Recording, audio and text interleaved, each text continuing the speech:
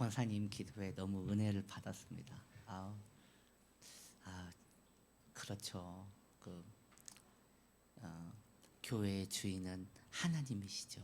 교회의 주인은 하나님이시죠. 아주 굉장히 중요한 기도를 해주셨는데 큰 은혜를 받았습니다. 우리 기도 말씀 듣기 전에 잠깐 기도하기 원하는데요. 우리 찬양팀 좀 나와 주시고요. 오늘 우리 찬양팀이 나를 덮는 은혜라는 찬양을 불렀는데 오늘 말씀과 굉장히 긴밀한 관계가 있어서 이 말씀으로 먼저 우리의 마음을 충만하게 만든 후에 같이 기도하고 말씀 듣기를 원합니다. 가사가 참 은혜로워요. 죄 많은 나의 모습 속에서 주님을 기억하네. 주를 떠나 방황하는 날 그대로 용납하셨네. 주님만 내 마음에 새기겠다라는 이런 가사가 참 마음에 와닿습니다. 함께 찬양합시다.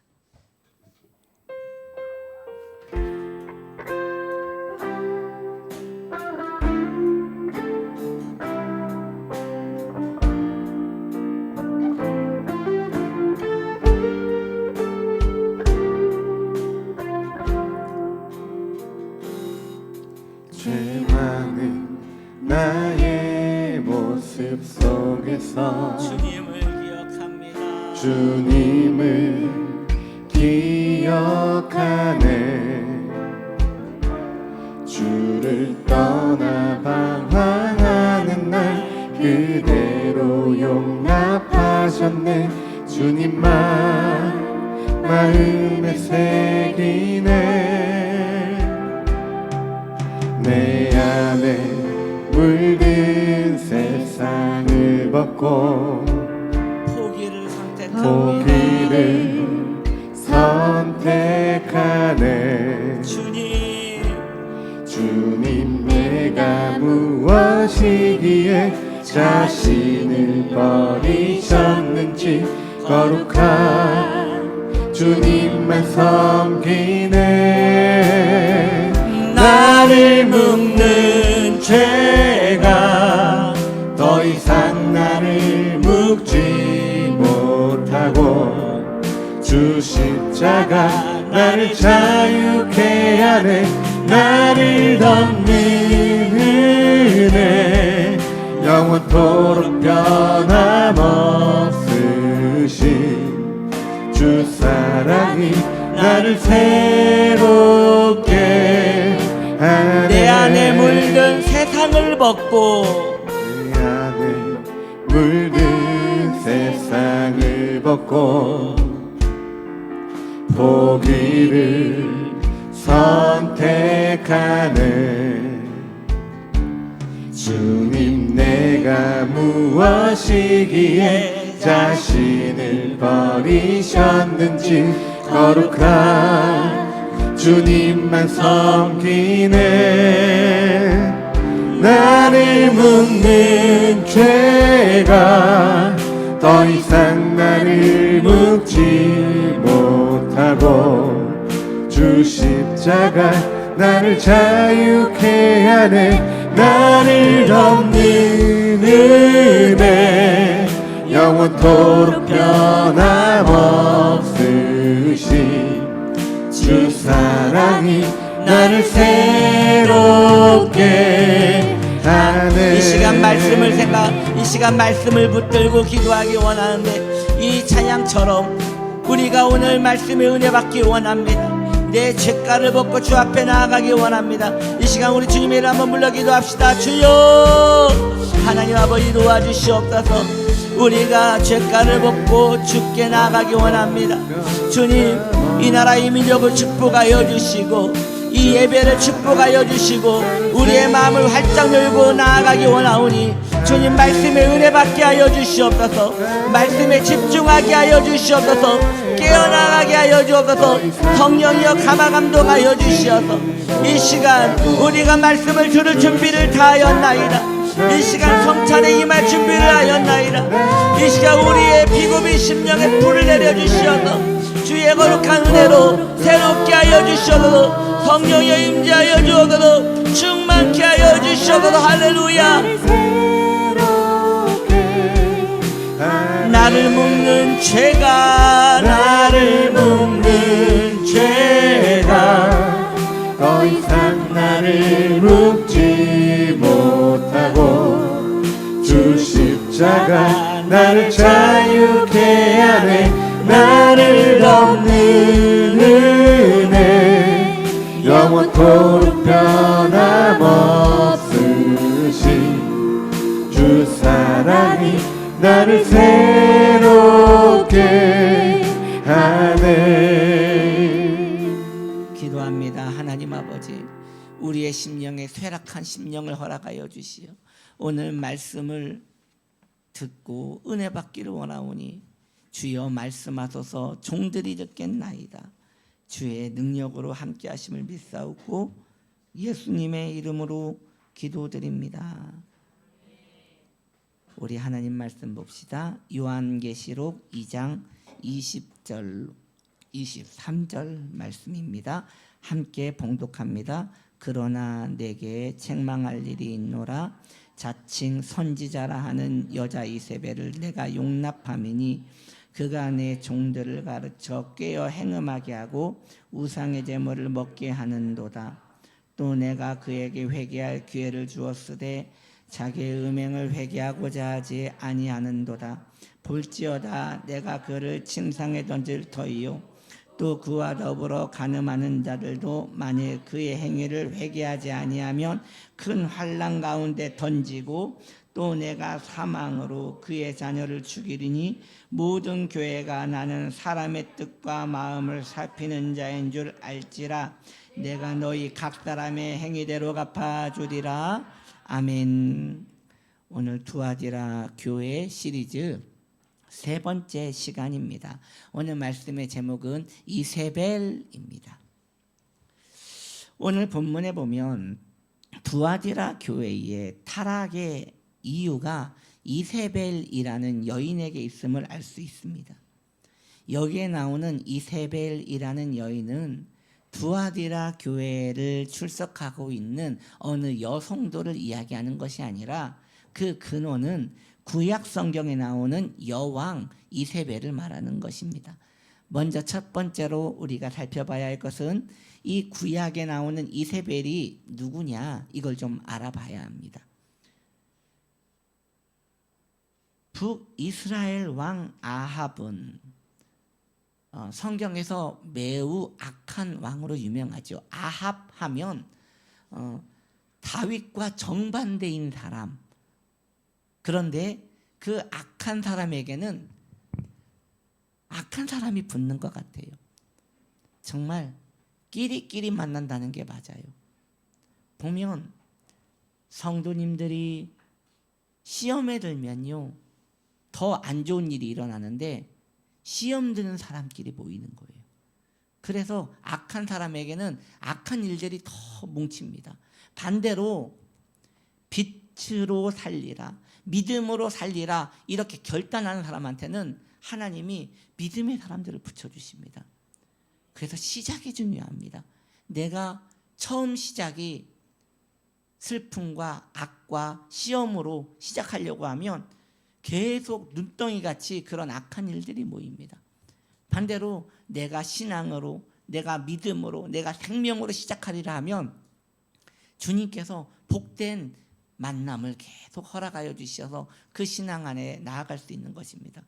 그런데 아합은 악한 사람이었습니다. 이 악한 사람이 결혼을 했으니 바로 시돈 왕의 딸 이세벨과 결혼을 한 것입니다. 이방의 왕의 딸과 결혼을 한 거예요. 이 결혼은 정략 결혼으로서 나라와 나라가 정치적으로 합세하기 위한 안전장치로서의 결혼이었습니다. 그러니까 아합과 이세벨이 사랑하여 결혼을 한 것이 아니라 정치적인 목적이 있어서 나라를 연결시키기 위한 결혼식이었다는 것이에요. 이세벨은 북이스라엘로 시집 오면서 자신이 섬기던 바알 신앙을 가지고 옵니다. 이것을 이스라엘 왕 아합이 거절하지 않아요. 아합은 신앙도 없었을 뿐더러 그것을 막았다가 간신히 맺은 이 국가적 수교가 깨질 것 같아가지고 겁을 먹고 이 바알 신앙을 그대로 받아들인 것이에요. 그렇게 이스라엘 신앙 깊숙이 바알 신앙이 깊이 침투가 된 것입니다. 외부의 적은 힘을 합쳐 막을 수 있지만 내부에서 만들어진 악함은 이것은 막을 길이 없습니다. 왜냐? 내 안에서 만들어진 거기 때문에 거부를 할 수 없기 때문이에요. 이세벨은 이처럼 이스라엘 안에 암 같은 존재였습니다. 암을 잡으려면 항암을 해야 하는데요, 항암제를 맞으면 암만 죽는 게 아니에요. 암과 함께 정상적인 세포도 같이 죽는 거예요. 이세벨이라는 암 조직이 이스라엘 안에 들어오니 온통 온 이스라엘이 암같이 퍼져버리는 것이에요. 악함으로 암이 퍼지는 것이에요. 하나님께서 그것을 잡으려고 하면 정상적인 그 세포마저도 같이 죽어야 하는 아주 안 좋은 상황이 오는 것이지요. 이처럼 이세벨의 바알 신앙은 이스라엘의 야훼 신앙의 위기를 가져다 준 아주 끔찍한 거대 암세포였던 것입니다. 두 번째로, 그렇다면 이 구약에 나오는 이세벨이란 이름이 왜 두아디라 교회에서 또 나오는가? 두 번째, 두아디라 교회의 이세벨에 대해서 알아보기 원합니다. 두아디라 교회에 등장하는 여선지자 이세벨이라고 하였습니다. 성경은 자칭 선지자 이세벨이라고 했으니 선지자는 선지자인 거예요. 적어도 하나님이 보실 때는 자칭 선지자라 했지만 적어도 그 교회의 성도들은 선지자로 보았던 것이에요. 이 이세벨은요, 한 개인으로 볼 수 있지만 또한 교회 안에 일어나는 부정적인 흐름으로도 볼 수 있습니다. 즉, 개인으로 볼 수 있고 흐름으로 볼 수 있다는 것이에요. 그것이 무엇이든 성경 해석에는 문제가 되지 않습니다. 중요한 것은 이 이세벨이라는 사람이 중요한 게 아니라 두아디라 교회가 이세벨의 가르침을 용납했다는 것이 중요한 것이에요. 핵심은 이세벨의 가르침입니다. 자칭 선지자 이세벨은 무엇을 가르쳤느냐? 그게 중요한 것이죠. 이세벨이 가르친 것은 매우 간교한 것이었습니다. 무엇이었냐? 여러분들이 좀 이것을 좀 이해할 필요가 있어요. 죄는요, 내가 하나님이 거역하는 것을 짓는 것도, 하나님이 하지 마라 하는 것을 내가 어기고 그 죄를 짓는 것, 그거 죄예요. 근데 그것은 뚜렷한 죄예요. 예를 들어서 하나님께서 안식일을 꼭 지켜라, 즉 주일 성수를 꼭 지켜라. 그런데 내가 형편이 되지 않아서 주일 성수를 하지 않았어요. 뚜렷한 죄예요. 하나님께서 거룩하게 살아라 라고 했는데 내가 못된 짓을 했어요. 그것은 뚜렷한 죄란 말이에요. 이것은 맞다 틀리다 할 것이 없이 뚜렷한 죄이기 때문에 문제가 되지 않아요. 이세벨은 그런 걸 얘기하지 않은 거예요. 적극적인 죄에 대한 반감이 없는 것, 적극적으로 죄에 대하여 반감을 가지지 않는 것도 죄입니다. 그 부분은 사실 강조가 되지 않아요. 무슨 이야기냐? 왕이 장군을 보냅니다. 그리고 장군에게 적의 성을 함락시켜라 라고 했어요. 장군이요, 전쟁에 나가서 보니 적의 성이 굉장히 크고 무서워요. 그리고 수비가 너무 잘 돼 있어요. 그래서 전략을 짜느라고 공격을 못했어요. 한 달, 두 달, 세 달, 3년이 지났는데도 성을 공략하지 못했어요. 자, 여러분, 이 장군은 죄를 지은 거예요? 죄를 안 지은 거예요? 모르겠죠. 그 장군이 뭐 딱히 죄 지은 게 있어요. 왕이 그 장군을 부릅니다. 그리고 차명을 시킵니다. 왜 그렇습니까? 적에 대하여 적극적인 대처가 없는 것도, 적에 대하여 적극적인 공격이 없는 것도 죄예요. 그렇기 때문에 그 명령 불복종으로 죽임을 당하는 거예요. 성도님들이 생각해야 할 것이 있어요. 성도님들에게 죄를 짓지 말라고 하면, 저는 딱히 죄 지은 거 없는데요, 저는 명확하게 죄 지은 게 없는데요, 그렇게만 생각하고 마음에 안심을 해요. 아니에요. 죄는요, 그렇게 뚜렷한 죄가 있는가 하면 또 반대적으로 적극적인 죄에 대한 반감, 즉 죄를 짓지 않기 위하여 내가 거룩을 힘쓰는 그런 삶이 게을러지는 것, 내가 내 신앙생활을 전투적으로 끌고 가지 못하는 것, 내 신앙생활을 위하여 내가 불붙이지 못하는 것, 이 모든 게 죄예요. 적의 성루 앞에서 내가 긴장감을 가지지 않는 것, 적의 그 성벽에서 내가 계속 허송세월을 보내는 것, 죄예요.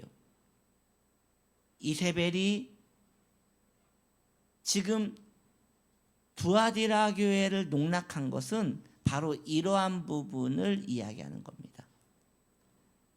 이 부분은 매우 애매해서 여러분들이 잘 들으셔야지 이해할 수 있는 거예요. 이세벨은요, 두아디라 교회 성도들에게 이대로 괜찮다, 너희가 딱히 잘못한 게 없지 않냐, 이대로 괜찮다, 너희가 무엇을 잘못했느냐, 주일 성수를 안 하니, 기도 생활을 안 하니, 말씀 생활을 안 하니, 전도 생활을 안 하니, 너희들이 안 하는 게 없지 않냐, 훌륭하다, 그러니 안심해라, 이렇게 가르쳤다는 것이에요. 여러분, 신앙에 대한 열정이 식고 신앙에 대한 거룩에 대한 몸부림이 사라지는 것, 주님이 보실 땐 죄입니다. 왜 죄인가 하면 결국 그 신앙은 점점 나태해져서 죄의 소나기에 빠질 것이기 때문에 죄인 것입니다. 멀리 바라보면 내가 지금 악한 마음을 품고 죄를 지은 것도 죄지만, 멀리 바라보면 결국 죄의 손에 빠지게 될 형편에 거하게 되는 것이니 그것도 죄라는 것입니다. 죄의 개념을 행위에 두는 것은 매우 기초적인 죄의 개념입니다. 정상적인 성도라면, 믿음 생활을 바르게 하고 싶은 성도라면 죄의 개념을 행실에 두면 안 되고 동기에 두어야 합니다. 이런 것이지요. 기도를 매일 열심히 할 수는 없겠지요. 그런데 주님이 물어보시는 거예요. 기도를 했느냐 안 했느냐 그것만 이야기하면 이것은 매우 기초적인 거예요. 그런데 기도를 왜 안 했느냐, 기도를 왜 안 했느냐, 그것을 파고 들어가면요, 거기에는 자기 사랑이 움크리고 있는 것을 보게 돼요. 거기에는 하나님에 대한 반역하는 마음이 있음을 알게 돼요. 내가 기도하지 않고도 오늘 살 수 있을 것이라는 그 거짓된 용기가 있음을 알게 돼요. 여러분, 이게 죄입니까 아닙니까? 죄예요. 근데 그것은 드러나지 않는 죄예요. 그래서 일부러 후벼파지 않으면 죄인지도 모르는 죄예요.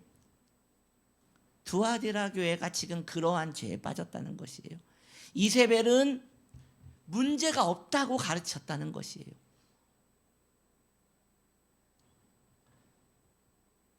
두아디라 교회의 이세벨은 선지자라는 칭호를 가지고 있는 걸로 봐서 목회자였던 것 같아요. 그래서요, 목회자의 역할이 참 중요합니다. 지금 이 시대는 참 힘든 시대예요. 경제적으로 많이 힘든 시대예요.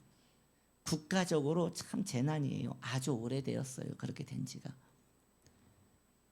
그런데 그렇게 힘든 마음을 가지고 교회에 왔는데, 교회에서 회개하라, 죄를 찾으라, 이따구로 신앙생활하면 큰일 난다, 그런 설교를 들으면 마음이 힘들죠.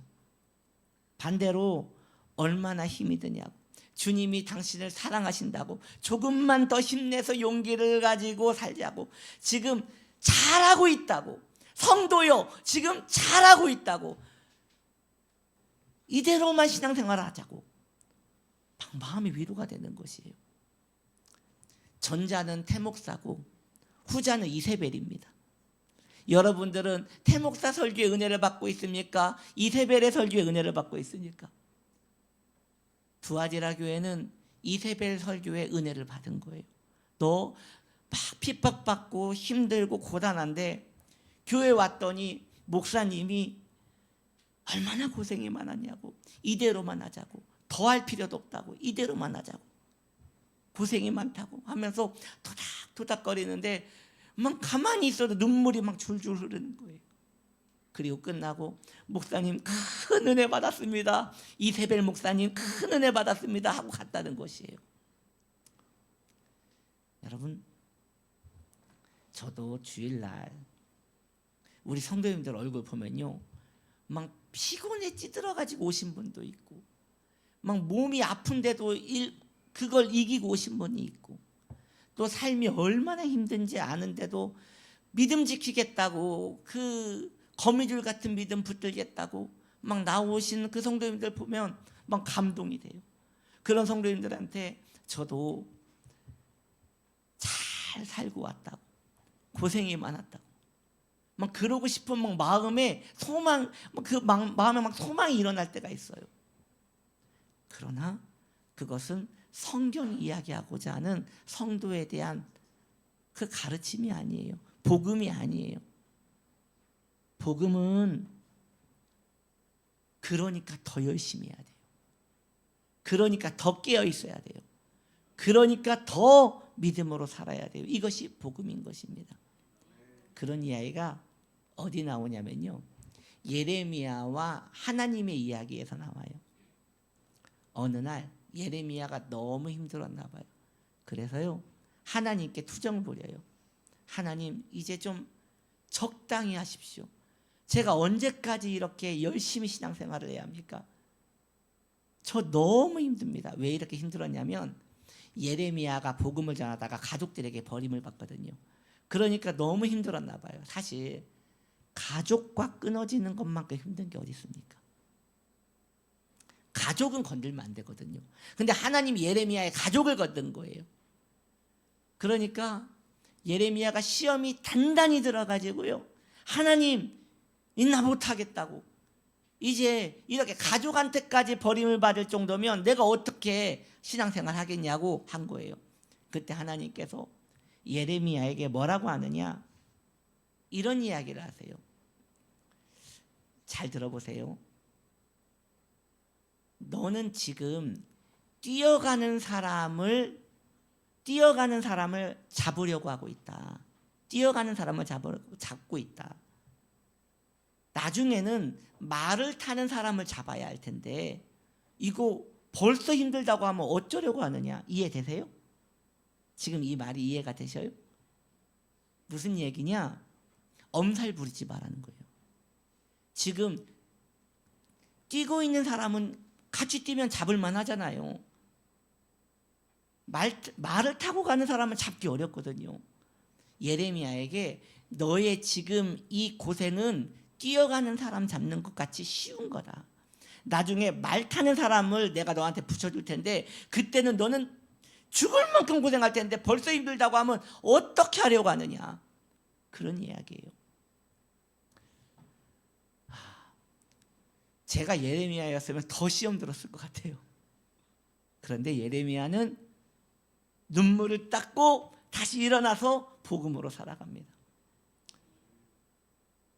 우리 치유나무교회 성도님들에게 주님께서 이 연초에 말씀하십니다. 엄살 부리지 말라고, 더 거룩하게 살라고. 막 왜 우리 목사님은 계속 이렇게 힘들게 신앙생활하라고 하지? 엄살 부리지 마. 시작도 안 했어요. 더 열심히 하셔야 돼요. 더 열심히 아니 뭐 천국 그렇게 쉽게 갈 줄 알았어요? 예? 막 천국 그냥 먹고 자고 하면 막 그냥 편하게 갈 줄 알았어요? 아니에요. 믿음 생활은 전쟁이에요. 믿음 생활은 전투예요. 믿음 생활은 죽기까지 해야지 간신히 넘어갈 수 있는 것이에요. 그래서 성경에 보면요, 신앙생활을 뭘로 비교해요? 씨름으로 비교해요. 씨름. 이게요, 번역이 씨름으로 돼서 그렇지 사실 원어로 보면요 레슬링이에요. 여러분, 씨름은 이렇게 상대방의 그 허리춤을 잡고 잡아뜨리는 거잖아요. 레슬링은 꺾고 넘어뜨리고 막 못 살게 구는 거거든요. 신앙생활은 레슬링이에요. 편하면 안 돼요. 여러분, 레슬링 선수 귀 봤어요? 귀? 그 만두귀라고 하잖아요. 얼마나 바닥에 비벼댔으면 이 귀가 다 말려버렸어요. 자기가 스스로 귀 바닥에 민 게 아니라 상대방이 자꾸 막 문대가지고 그렇게 된 거예요. 여러분들 귀는 보니까 정상이네요. 다 시작도 안 해도 시작도. 예. 막 원수랑 싸우면서 막 귀가 막 말려야 돼요. 원수랑 싸우면서 허파가 막 커져가지고 헉헉대야 돼요. 두아디라 교회는 지쳤어요. 그래서 그렇게 살기 싫었던 거예요. 그때 마침 이세벨 목사님이 얼마나 힘들어. 그 어쭈쭈 기도, 어쭈쭈 설교, 그 설교를 듣고 그렇게 위로를 받았는데 주님이 책망하시는 거예요. 너희들 이러다가 죽는다. 살아있어야 한다. 왜요? 적극적인 죄에 대한 반감이 없는 것, 이것은 죄이기 때문인 것입니다. 2026년 적극적으로 신앙생활 하십시오. 2026년 깨어서 승리하십시오. 엄살 부리지 말고 생명의 주 저 표대를 바라보며 용감하게 나아가기를 예수님의 이름으로 축복합니다. 세 번째 우리가 살펴봐야 할 것은 제목이 이래요. 소제목이 이래요. 이세벨은 구원받았다? 이세벨은 구원받았다? 이게 무슨 이야기일까요? 21절 말씀을 보면 이세벨에게 예수님께서 내가 너에게 회개할 기회를 주었다라고 말씀하고 있습니다. 여러분, 이세벨은 구원 받았을까요? 못 받았을까요? 이 두아디라 교회 이세벨 목사님은 구원 받았을까요? 못 받았을까요? 받았어요? 못 받았어요? 한번 받았는지 못 받았는지 더 봅시다.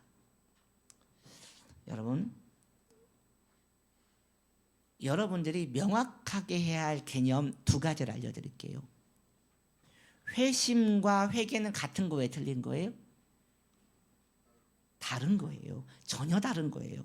회심과 회개는 다른 거예요. 회심은 자녀가 되는 걸 말하는 거예요. 회개는 자녀가 잘못한 것을 용서를 비는 거예요. 다시, 회심은 자녀가 되는 거예요. 회개는 그 자녀가 용서를 비는 거예요. 그러면 여러분, 회심하지 않은 사람이 회개할 수 있어요, 없어요? 없어요. 자녀도 아닌데 아버지께 어떻게 용서를 빌어요? 그러니 회개는 자녀만 할 수 있는 거예요.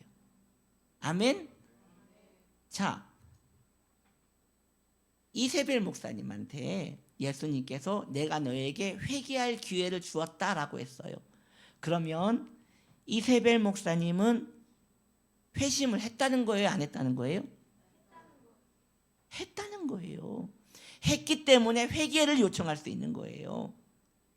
불신자에게 회개하시오, 안 맞아요. 불신자에게는 회심하세요라고 해야 돼요. 중생하세요라고 해야 돼요. 그리고 자녀가 된 후에 그제서야 회개하라고 요청할 수 있는 것이에요. 회심은 중생과 같은 것입니다. 회심하지 않은 사람은 회개도 할 수 없기 때문입니다. 이러한 이야기가 예수님과 베드로의 이야기에서 나와요. 예수님께서 베드로에게 내가 너의 발을 씻어주려 한다 할 때 베드로가 안 됩니다. 스승님이 어찌 제 발을, 그랬더니 예수님이 내가 너의 발을 씻지 않으면 너랑 나랑 관계가 없다라고 하니 우리 베드로 또 단순하잖아요. 그러면 발만 씻지 말고 머리, 어깨, 발, 무릎, 발을 다 씻겨달라고, 나를 샤워시켜달라고 한 거예요. 그랬대 우리 주님께서 이런 말씀하세요. 요한복음 13장 10절에 예수께서 이르시되 이미 목욕한 자는 발밖에 씻을 필요가 없느니라. 여기에서 목욕은 회심을 말하는 것이고 발 씻김은 회개를 말하는 것이지요. 그러니 회개는 구원받은 사람만 할 수 있는 것입니다. 즉 예수님께서는 선지자 이세벨에게 회개할 기회를 주셨다 했으니 이세벨은 우리의 마음에 들진 않지만 구원받은 사람이에요. 그러나 그가 잘못하고 있음을 주님이 깨닫게 하셨고 그의 마음에 돌이킬 수 있는 메시지를 주셨지만 이 이세벨은 회개하지 않았어요. 계속 마음을 완고하게 했어요. 주님께서 그 이세벨에게 어찌하셨습니까? 성경은 그를 침상에 던져버렸다고 말하고 있습니다. 그러면 이세벨을 침상에 던졌다라는 말은 무엇을 말하느냐? 그를 병들게 했다는 것이에요. 그의 육체를 쳐서 병들게 했다는 것이에요. 좀 조심스러워서 말씀을 드려요. 그럼 목사님, 아픈 사람은 다 하나님께 맞은 사람입니까? 아니죠. 아니죠. 예. 왜요? 아니 육체를 가지고 있는데 병들 수도 있지요. 그러나 하나님이 회개하게 하기 위하여 은혜를 주시는 사람은 회개하지 않을 때 병듭니다. 고약한 병에 듭니다. 하나님께서 크게 치십니다. 그러니 이 또한 징계가 사랑임을 보여주는 것입니다. 구원받은 사람은 죄 짓는다고 지옥 가진 않아요. 그러나 구원받은 사람은 죄를 지으면 하나님께서 그를 불쌍히 여기사 그의 육체를 치세요. 고약한 병으로 치세요. 그의 육체를 하나님께서 망가뜨려 놓으세요. 존우의 목사님은 이 부분에 대해서 이렇게 말씀하십니다. 성도는 최종적으로 버려지지는 않지만 그가 계속 죄를 방치하면 하나님은 그를 혹독한 징계 아래 두신다라고 하였어요. 정교도 리처드 십스도 이런 이야기를 합니다. 하나님은 자기 자녀를 정죄하지 않으시지만 그들의 교만과 타락을 고통스러운 방식으로 낮추신다라고 하였어요. 그래서 목사인 저도 사랑하는 성도님이 죄 가운데 빠져 있는데 아무리 권면해도 그 죄에서 돌이키지 않으면 저는 그분을 위해서 더 간절히 기도합니다. 뭐라고 기도하느냐? 하나님, 저분이 병들기 전에 돌아오게 하옵소서. 저분이 병들기 전에 빨리 회개하고 돌아오게 하소서. 왜냐하면 병들고 돌아오면 고통스럽잖아요.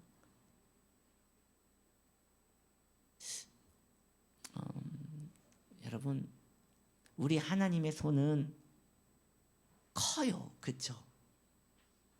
그래서 주님은 살짝만 건드려도 죽어요. 우리 주님의 손은 커서요. 이 태목사 손은 작아서 때려봐야 따끔하지만 주님의 손은 커서 스치기만 해도 사망이에요. 제가 여러분들에게 지금 협박하려는 건 아니고요. 뭐 겁주려는 건 아니고 죄에 거하지 마십시오. 하나님이 버린 자식은 하나님이 택한 사람이 아니라면 그가 죄를 짓든 말든 하나님은 손 하나 까딱하지 않으실 거예요.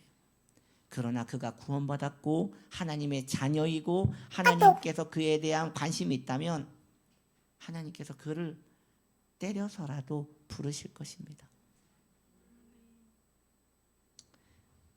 침상에 누웠다는 것은 이제 하나님의 영광을 위해서 아무것도 할 수 없는 상태가 되었다는 것입니다. 이 이세벨이 그러한 상황에 처하게 된다는 것이죠. 우리는 여기에서 한 가지 중요한 점을 깨닫습니다. 성도가 끝까지 버티고 회개하지 않을 수 있다는 것이에요. 성도의 마음이 그렇게 완고해질 수 있다는 것이에요. 여러분 정말 믿기지 않지만 그럴 수 있어요. 왜냐? 잘 들어보세요. 성도가 죄에 대하여 깨닫는 것은 은혜가 있어서 깨닫는 거거든요. 반대로 그 성도가 은혜에서 멀어지면요, 죄를 깨닫고 싶어도 못 깨달아요. 그래서 점점 악해지고 점점 악해지는 거예요. 그러한 성도는 집이라는 틀은 있어도 폐가와 같아요. 폐가는요, 처음에는 돌보지 않아서 벌레가 나와요. 즉 작은 죄가 들끓게 되는 거예요. 나중에는 거기에서 좀 더 큰 쥐가 나와요. 더 큰 죄가 갉아먹기 시작하는 거예요. 나중에는요, 더 큰 뱀이 나오는 거예요. 그래서 그 뱀이 여기저기 다니면서 그 집을 더 망가뜨리는 것이에요. 성도라는 틀은 있지만, 교회라는 틀은 있지만 그게 놔두게 되면 폐가가 돼요. 벌레가 나오고 쥐가 나오고 뱀이 나오는 쓸모없는 집이 돼버리고 만다는 것입니다. 그러니 성도가 가장 두려워해야 하는 것은 하나님이 나를 치시는 거나 그런 걸로 두려워할 게 아니라 내게서 은혜가 멀어지는 것을 두려워해야 합니다. 여러분 은혜 받고 계십니까? 성경을 읽는데 눈물 없이 계속 성경을 읽는다면 지금 은혜에서 많이 멀어지고 있는 것입니다. 제가 볼 때요, 성도라면 한 달에 한 번 정도는 주님 앞에서 눈물을 흘리며 은혜 받는 시간이 있어야 돼요. 적어도 한 달에 한 번 정도는. 1년 내내 바짝 말라 있다면 지금 은혜에서 너무 멀어진 거예요. 그러한 성도는 나중에 큰 일이 생겨요. 왜냐? 은혜에서 멀어졌기 때문에 죄에 대해서 민감하지 않게 되고 그 마음이 공고해지기 때문입니다.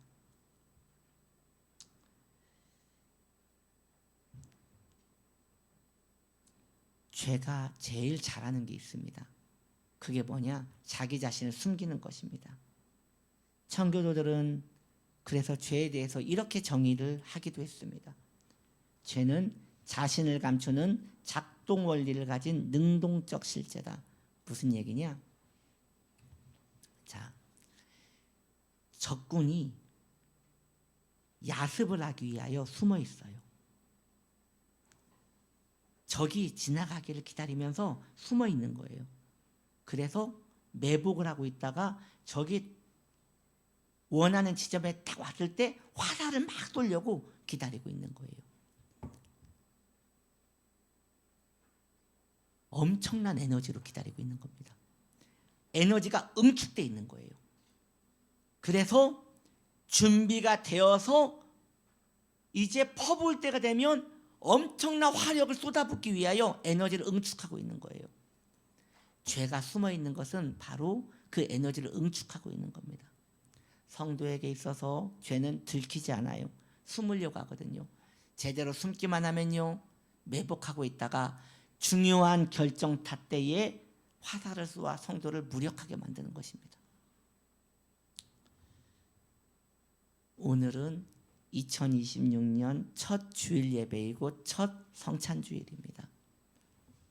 여러분이요, 저는 간절히 원합니다. 오늘 이 성찬을 드시고 자기 안에 있는 이세벨의 가르침을 찾아내기를 원합니다. 주님께서 여러분의 눈을 열어주시고 은혜를 주시어 여러분들이 이제 죄에 대하여 강경하게 대처하게 되기를 원합니다. 그런 은혜를 주실 줄 믿습니다. 말씀을 정리합니다.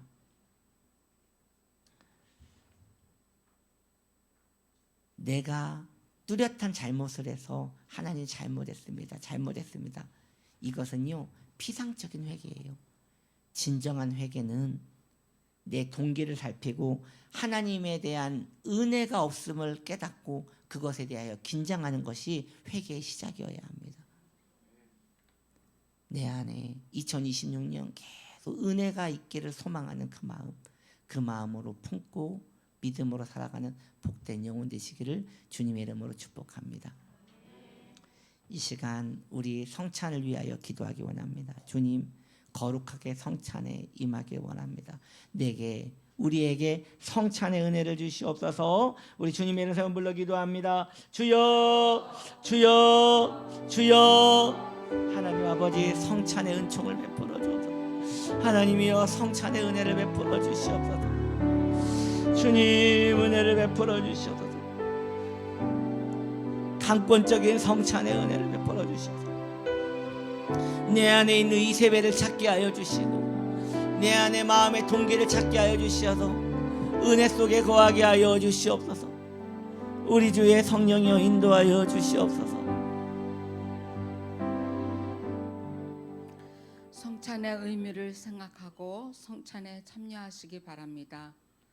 성찬을 할 때 성령을 통하여 부활하신 그리스도께서 이 자리에 임재하십니다.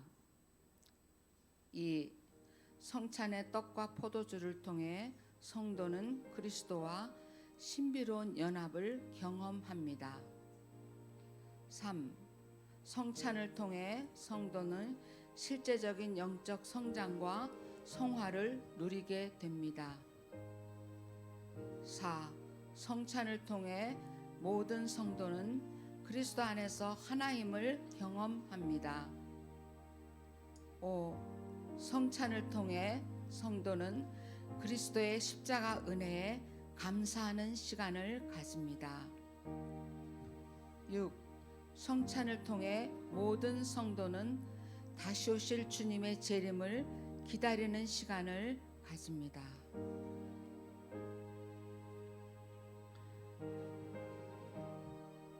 내가 너희에게 전한 것은 주께 받은 것이니 곧 주 예수께서 잡히시던 밤에 떡을 가지사 축사하시고 떼어 이르시되 이것은 너희를 위하는 내 몸이니 이것을 행하여 나를 기념하라 하시고 식후에 또한 그와 같이 잔을 가지시고 이르시되 이 잔은 내 피로 세운 새 언약이니 이것을 행하여 마실 때마다 나를 기념하라 하셨으니 너희가 이 떡을 먹으며 이 잔을 마실 때마다 주의 죽으심을 그가 오실 때까지 전하는 것이니라.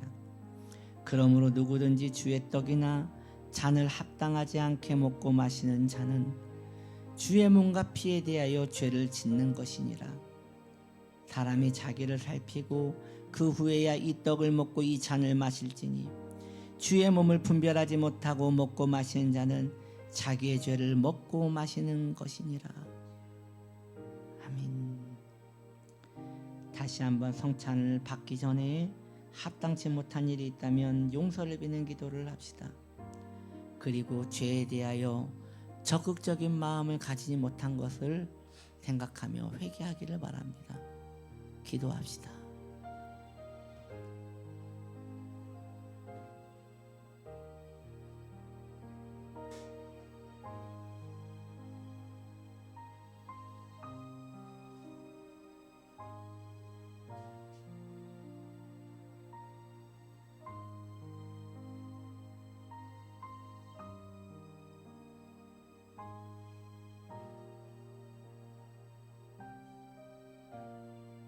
성찬하신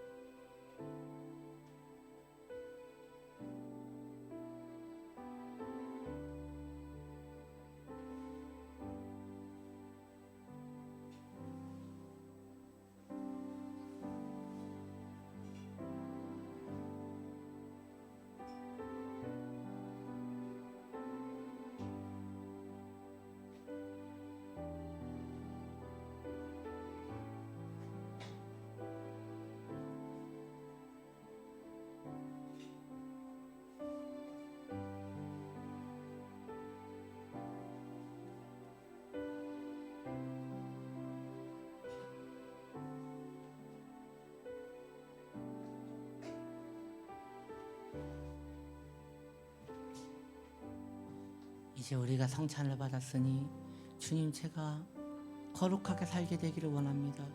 예수님을 사랑하며 살게 되기를 원합니다. 주님, 저를 붙잡아 달라고 우리 다시 한번 주님의 이름을 한번 불러 기도합시다. 주여, 주님, 이 죄악 세상에서 믿음 지키며 살 수 있도록 도와주시고, 하나님, 이제 소극적으로 죄에 대하여 대처하는 것이 아니라 적극적으로 죄에 대하여 깨어 살게 하옵소서.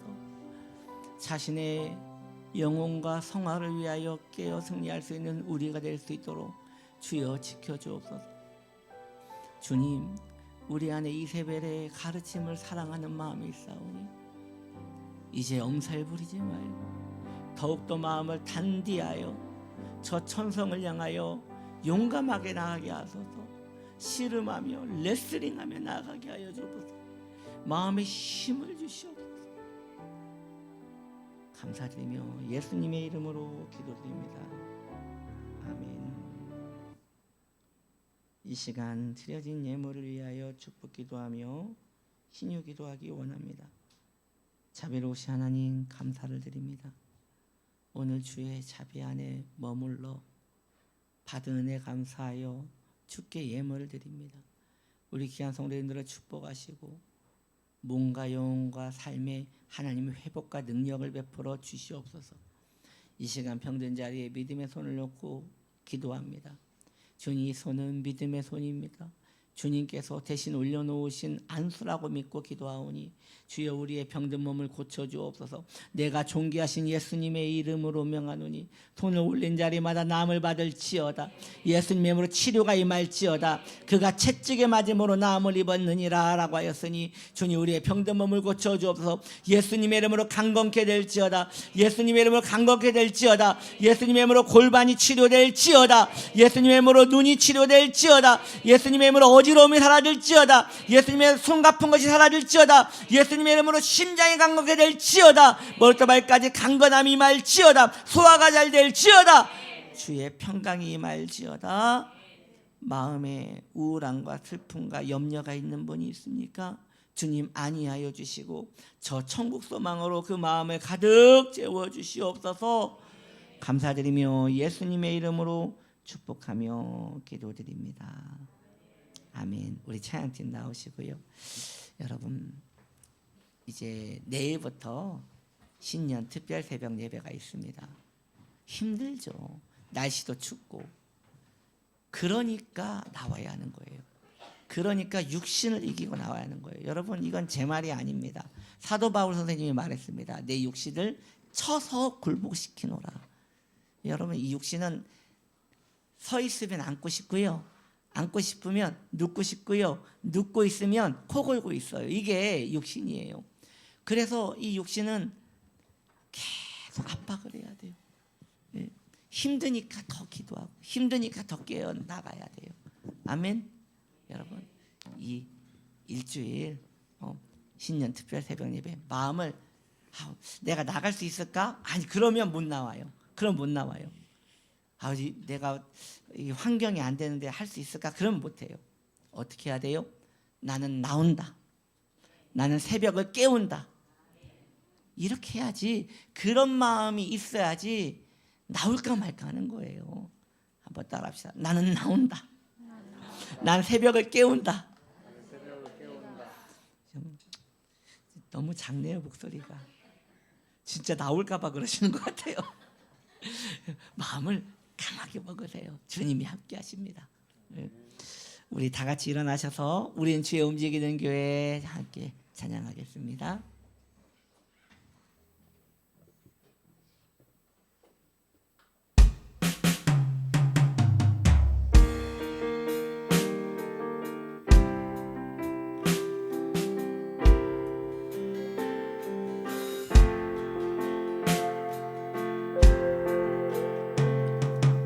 우리는 주의 움직이는 교회, 이곳은 주님을 위한 자리.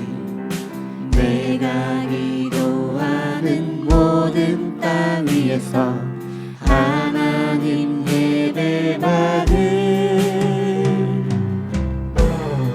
그날을 보내야 돼. 주님의 성전을 주리 높임을 받으소서. 이스라엘 찬송 중 거하신 주님을 거룩하십니다. 두 손 들어 주님의 보좌를 만들고 온 맘 다해 경배하리. 푸른 날개 사이에 임하신 것처럼 내 위에 임하소서. 하나님 우리가 이곳에 섰으니 이 땅을 치유하소서. 하나님 도와주소서. 하나님 우리가 이곳에 섰으니 이 땅을 치유하소서. 하나님 우리가 어디에 있든지 주를 높이리라. 열방들아 주님을 송축할지어다. 그 발 아래 입 맞추라. 영원한 통치자 주 예수 그리스도 그는 위대하신 왕.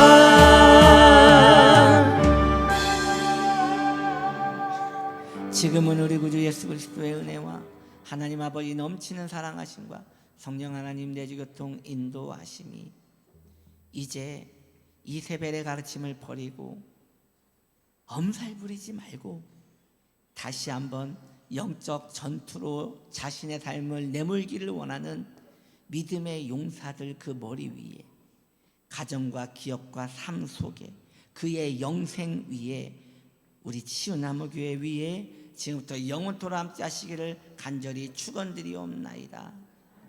아멘.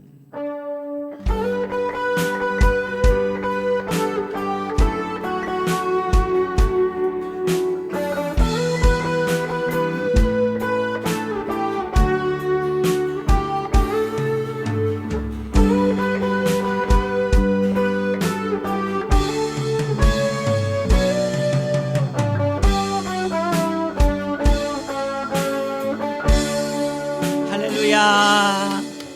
자리에 앉아주시기 바랍니다.